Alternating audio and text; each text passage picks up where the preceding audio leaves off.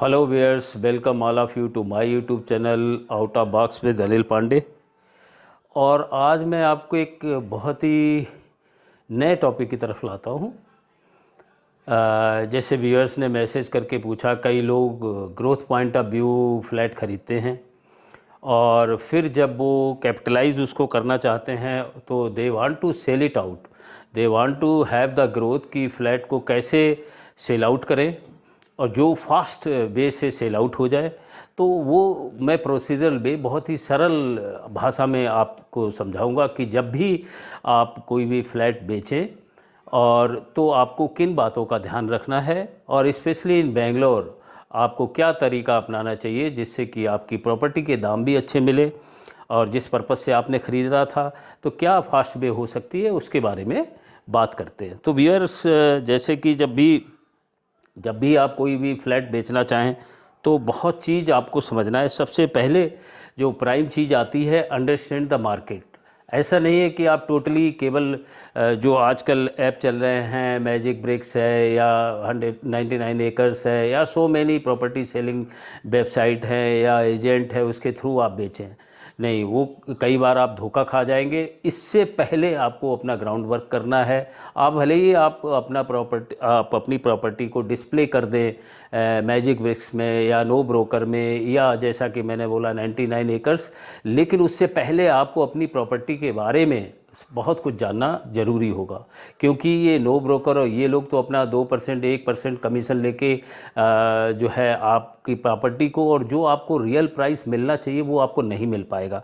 तो सबसे पहले आपका होमवर्क स्टार्ट होता है, क्योंकि प्रॉपर्टी आपकी है, आपको ग्रोथ का जो है मैक्सिमम बेनिफिट मिलना है, ना कि ब्रोकर को। तो उसके लिए आपको बहुत सी जो चीज़ें हैं उसका ध्यान रखना है। कभी कभी लोग बहुत इजी ले जाते हैं कि नहीं नहीं अरे प्रॉपर्टी है तो वो तो ऐसे डालेंगे और ऐसे बिक जाएगी। ऐसा नहीं है। फिर बहुत लिटिगेशन और लीगल इशू आपको ना आए तो वाई नॉट आप अपनी जो प्रॉपर्टी है उसको अच्छे तरीके से, जो एक प्रोसीजरल वे है, उसको आप उस तरीके से आप बेंगलोर में आप बेच सकते हैं। तो सबसे पहला जो पॉइंट आता है, अंडरस्टैंड द जो मार्केट ट्रेंड्स क्या है। मार्केट ट्रेंड्स का मतलब क्या है कि जहाँ पर भी आपका फ्लैट है आप वहाँ पर विजिट करिए। जो आपको आइडिया लग जाएगा कि आपका उस जगह जो सर्किल रेट क्या चल रहा है या फ्लैट के प्राइस क्या चल रहे हैं, सो दैट कि आगे चल के जब आप अपना प्राइसिंग जो किसी भी पुटअप करेंगे, वेदर ऑनलाइन पुटअप करें या फिर थ्रू न्यूज़पेपर एड करें, वेरियस मोड्स ऑफ देयर, तो पहले तो आपको ये पता होना चाहिए कि जहाँ मेरी प्रॉपर्टी है और जिस कॉन्फ़िगरेशन में है उसका वहाँ पर क्या वैल्यूएशन है। तो सबसे पहले आपका पहला पॉइंट बनता है, assess your property, means understand the market value of your property. ऐसा ना हो कि आपका 1 BHK जो फ्लैट है वो आपका उस एरिया में, क्योंकि बायर्स जो हैं उनके पास आपका फ्लैट तो है नहीं, उनके पास मल्टीपल फ्लैट्स हैं, तो क्या आपका वो एक जो है एक कंपटीशन फिगर में आ रहा है। ऐसा तो नहीं कि आप 1 BHK का सपोज वहाँ पे सेलिंग प्राइस चल रहा है 50 lakh and you are quoting for 70 lakh, तो ये तो फिर आपका फ्लैट बिकने में बहुत ही दिक्कत आ जाएगी। तो फर्स्ट पॉइंट है, अंडरस्टैंड द मार्केट ट्रेंड्स। उसके लिए आपको जाना पड़ेगा, you have to assess through brokers और whatever you can take help from real estate agent, but आपके पास भी इंफॉर्मेशन होनी चाहिए। तो जब इंफॉर्मेशन मिल गई तो दूसरा जो पॉइंट आपके पास आता है कि अपने जो आपने डिसाइड किया है कि मुझे ये सेल आउट करना है, तो जो कोटेशन देना है for the right price of the property है। तो जल्दी में नहीं होना है, कि ऐसे नहीं है कि हमें प्रॉपर्टी का, जैसे मैंने शुरू में बोला, if it values for 50 lakh, तो आप उस कंपटीशन में रखने के लिए, क्योंकि बायर्स को उस एरिया में 50 लाख के और भी फ्लैट मिल रहे हैं, तो ऐसा ना हो कि आप ओवर प्राइस कर दें या अंडर प्राइस कर दें, बहुत दबे। तो उस तरीके से जब आपने पहला काम कर लिया, देन दूसरा काम है कोटेशन देना है, डिसाइड कर लेना है कि ये राइट प्राइस है मेरे फ्लैट का। तीसरा जो पॉइंट आता है, BHK type of property plays very vital role. Suppose 1 BHK, 2 BHK, 3 BHK, 4 BHK, तो क्लियरली स्पेसिफाई। अब ज़रूरी होता है, एक चीज़ मैं यहाँ पर ज़रूर बोलूँगा, जो जिसका साइज़ थोड़ा सा स्मॉल होता है उसके बाइंग के लिए बहुत से लोग मिल जाते हैं, चूँकि बजट बहुत कम होता है। जैसे कि 1 BHK जल्दी सेल आउट हो जाएगा, 2 BHK थोड़ा सा देर लगेगा, एंड देन उससे ज़्यादा देर 3 BHK की लगेगी, because it require huge budget. तो जैसे कि 1 BHK आपका अगर सही लोकेशन पे है, आपका करेक्ट प्राइस आपने दिया है, तो वो जल्दी निकलने के चांस हैं in comparison of 3 and 4 BHK। तो ये चीज़ कॉन्फ़िगरेशन आप क्लियरली मेंशन करें, उस पर फोकस करें। Then list your property online to reach to maximum buyers in that area, because buyers को जब आप एरिया स्पेसिफाइड करेंगे तो उसमें जो मैक्सिमम जो है आपकी ऑडियंस और बायर्स जो है उस प्रॉपर्टी की तरफ जाएंगे, तो उसके लिए आप हेल्प ले सकते हैं। नो ब्रोकर, मैजिक ब्रेक्स और 99 एकर्स में आप अपनी प्रॉपर्टी को आप डिस्प्ले कर सकते हैं with images and with clear whatever the amenities are there, I will come on later on that, you can just display. तो उसमें मेन चीज़ क्या है वो ध्यान रखना है आपको कि आप क्या बेच रहे हैं। क्लियरली मेंशन फ्लैट है तो इंडिपेंडेंट है, रो हाउस है या जो भी है, तो आपको क्लियरली स्पेसिफाई करना है 1 BHK है, 2 BHK है, क्या है, कितना कारपेट एरिया है, कितना सुपर बिल्टअप एरिया है, कितने फ्लोर का है, और whether parking include, whether all the एमने 24/7 जो है सिक्योरिटी है या नहीं है, या फिर ड्रिंकिंग वाटर की क्या अवेलेबिलिटी है, बोर वाटर उधर है या नहीं है, या water harvesting, so many points come, so you clearly specify direction of house because it matters. कई लोग को जो है नॉर्थ फेसिंग चाहिए होता है, साउथ फेसिंग नहीं चाहिए होता है, तो फिर जो direction of your flat should be clearly mentioned. And then good quality of pictures, कोई ज़्यादा पिक्चर नहीं भर देना है, लेकिन जो आपके पास सपोज़ 1 BHK है तो आप किचन की फ़ोटो डालिए, आप अपना 1 बेडरूम दिखाइए, फिर कॉमन एरिया का दिखाइए, जो हॉल डाइनिंग कम हॉल अगर होता है तो वो दिखाइए, वॉशरूम क्या है उसको दिखाइए। And it should be means prior putting the photo, it should be means neat and clean picture, it should be not that dirty pictures you have just put and then you are expecting buyers to come. No, because they are just spending their money to buy the property, they also want, उनके frame of mind में है कि मुझे इस तरीके की property साफ़ सुथरी इमेजेस के साथ में आपको मिलना चाहिए। एंड इसके बाद जो डिटेल आता है, give the detail about the locality. Locality सबसे प्राइम होती है।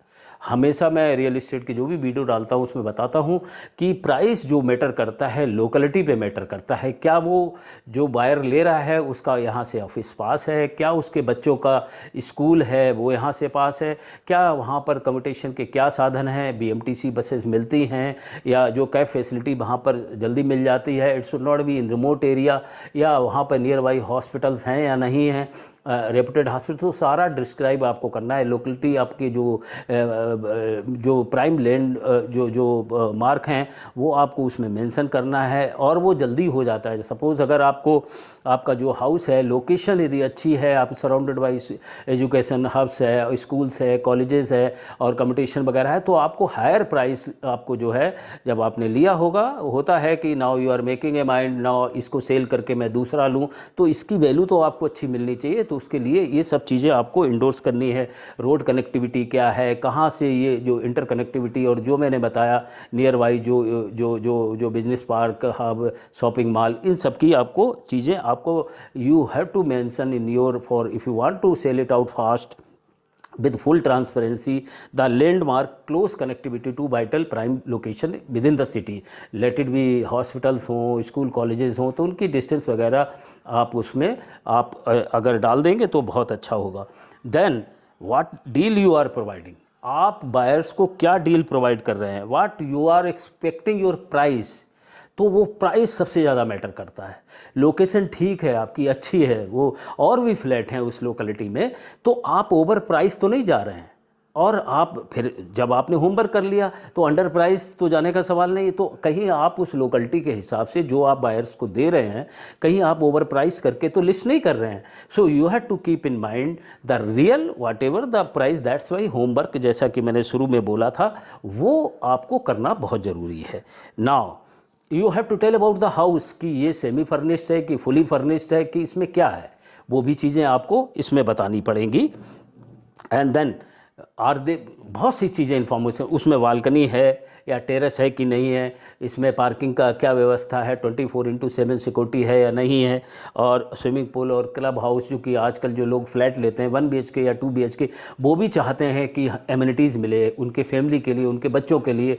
क्लब हाउस आउटडोर एक्टिविटीज़ हैं या इंडोर एक्टिविटीज़ हैं या नहीं है, या so many things, because indoor games, outdoor games, और जो सीनियर सिटीजन के लिए वॉकिंग आउट और या फुटबॉल ग्राउंड, या so many the amenities clearly specified those amenities and what is the source of 2-wheeler parking, 4-wheeler parking, आप कितनी जो है आपका कवर्ड पार्किंग है या ओपन पार्किंग है, you have to clearly mention that। and then last आता है लिस्ट योर, जो अब जब आप प्रॉपर्टी बेचने जा रहे हैं तो अपने डॉक्यूमेंट को भी केयरफुली आप देख लीजिए कि ऐसा तो नहीं कि आपके आधे अधूरे डॉक्यूमेंट हैं, एनओसी आपके पास है नहीं, टैक्स का आपके पास अपडेट है नहीं, आपने टैक्स भरा नहीं है। So that period to that जब आप अपना ये सब तैयारी करें तो उसमें जो मेन चीज़ आती है सेल डीड मस्ट।